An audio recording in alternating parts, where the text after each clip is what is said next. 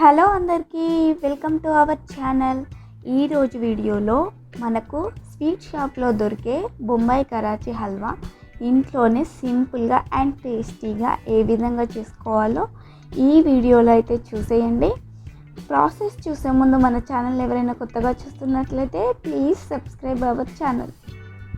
సింపుల్గా తొందర అయిపోతుందండి ఈ స్వీట్ అయితే, కంపల్సరీ ట్రై చేయండి. దీనికోసం అయితే మనం ఒక బౌల్లో 1 కప్పు కార్న్ఫ్లోర్ తీసుకోవాలి. కార్న్ఫ్లోర్ తీసుకొని 1 కప్పు వాటర్ వేసుకుంటూ లంప్స్ లేకుండా కలుపుకోవాలి. ఈ విధంగా 1 కప్పు వాటర్ వేసుకొని లంప్స్ లేకుండా కలిపిన తర్వాత మళ్ళీ ఇంకొక 1 కప్పు వాటర్ అయితే వేసుకొని మొత్తం అంతా చక్కగా ఈవెన్గా కలుపుకోవాలి. 1 కప్పు కార్న్ఫ్లోర్కి 2 కప్స్ వాటర్ అయితే వేసుకొని చక్కగా కలుపుకొని ఈ మిక్చర్ని అయితే మనం పక్కన పెట్టుకోవాలండి. ఈ విధంగా లంప్స్ లేకుండా అయితే కలుపుకోవాలి కార్న్ఫ్లోర్ని.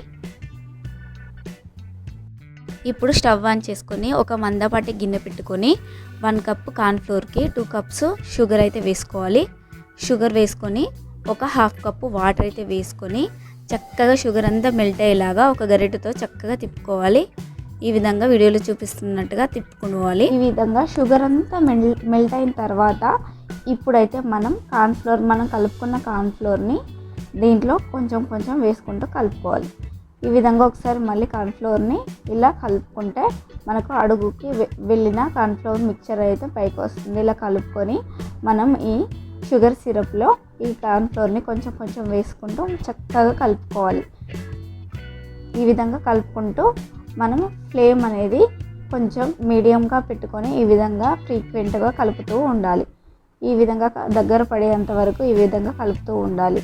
ఈ విధంగా కలుపుతూ ఉండకపోతే ఈ గడ్డలు అయితే కట్టొస్తాయండి. ఈ విధంగా ఫ్రీక్వెంట్గా దగ్గరకు అయ్యేదాకా చక్కగా కలుపుతూ ఉండాలి. మనకు ఒక గరిటెతో ఈ విధంగా మొత్తం దగ్గర పడ్డాక కొన్ని డ్రై ఫ్రూట్స్ అయితే వేసుకోవాలి. వేసుకొని ఈ విధంగా కొంచెం చిక్కగా అయిన తర్వాత ఇప్పుడైతే మనకు నెయ్యి అయితే యాడ్ చేసుకోవాలండి.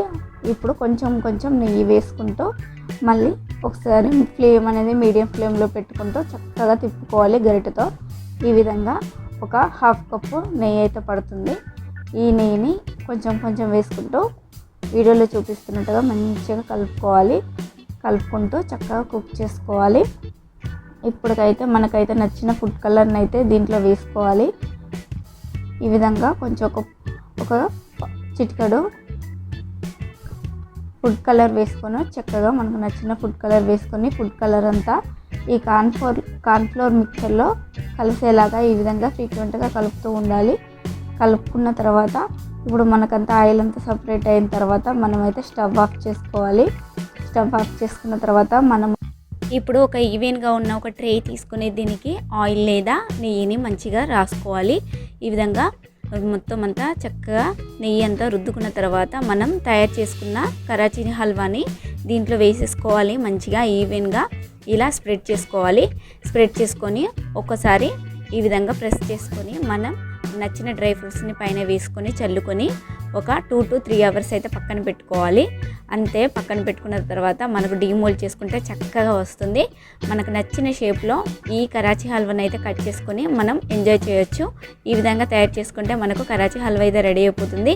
మనం ఎంత చక్కగా ఎంత టైంతో తీసుకొని చక్కగా ఫ్లేమ్ అనేది లో ఫ్లేమ్లో పెట్టుకొని గరిటెతో తిప్పుకుంటూ మనం కుక్ చేసుకుంటే అంత చక్కగా మనకు హల్వా అయితే రెడీ అయిపోతుందండి. ఈ హల్వా అయితే సేమ్ స్వీట్ షాప్లో కొన్న హల్వా లాగా ఉంటుంది. నోట్లో వేసుకుంటే కరిగిపోతుంది. కంపల్సరీ ట్రై చేయండి. ఈ వీడియో కనుక నచ్చినట్లయితే లైక్, షేర్, కామెంట్ చేయండి. అండ్ మీరు కనుక ట్రై చేసి ఉంటే ఏ విధంగా వచ్చింది అయితే కామెంట్ అయితే చేయండి. ఇలాంటి సింపుల్ అండ్ క్విక్ రెసిపీస్ కోసం మన ఛానల్ అయితే సబ్స్క్రైబ్ చేసుకోండి. Thank you for watching.